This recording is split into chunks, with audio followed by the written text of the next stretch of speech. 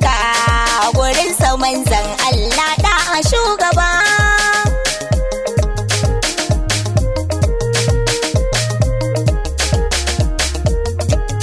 Ya Allah ka ƙara salatinka kun manzo Habibu masoyinka, ka sa Fatima yar manzanka da alai sahabu suna son ka, sun yi riko ga annabu mai kyau da nasaba, rasulu mai kyan nasaba da shugaba.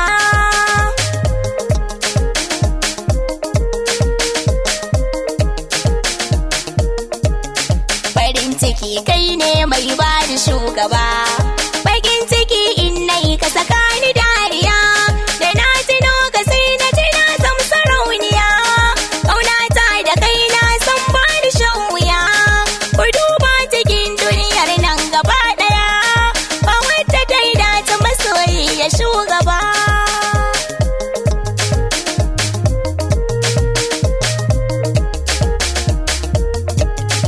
Idan babu kai a waje ba a ganni ba, duk inda kake nan wajen sani shugaba, duk mai son ka Allah ya so ko ba haka ba, ya manzo rasulillahi al-mustafa, komai zan yi kan san ka ban ga aibu ba, sunana ku canza ku kira ni ta shugaba.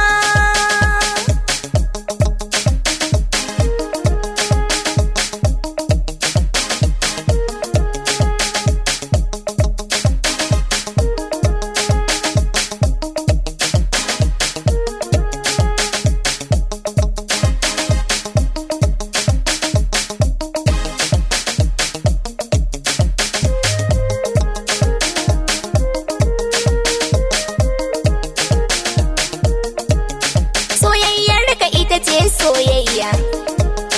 soyayyar wannan ka tana baya, ba na rike ta dan kar na ji kunya, ruhi na jiki na kulliya, ka ƙara da muke na rasuli ni ta kace, da kai nake bari da shugaba.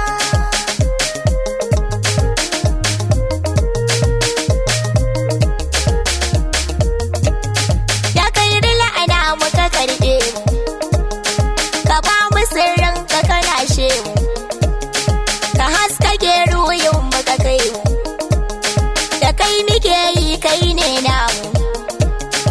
idan babu kai tilas za mu sha wuya, Habibu gatar ruhi da shugaba.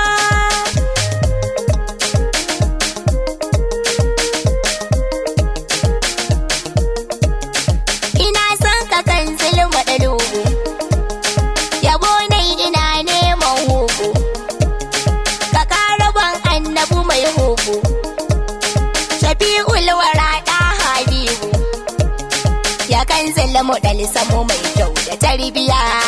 kira ni rauda in zo kar na sha wuya.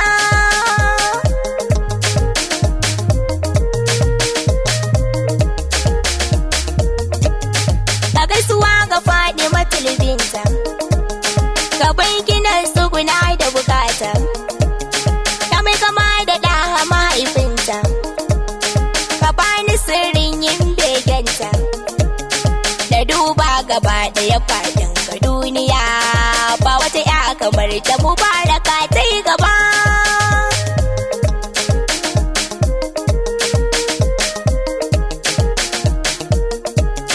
Da ne zana yanke al'umma, yace mai yaban abban umma, sai na fa'autar si da abin dama,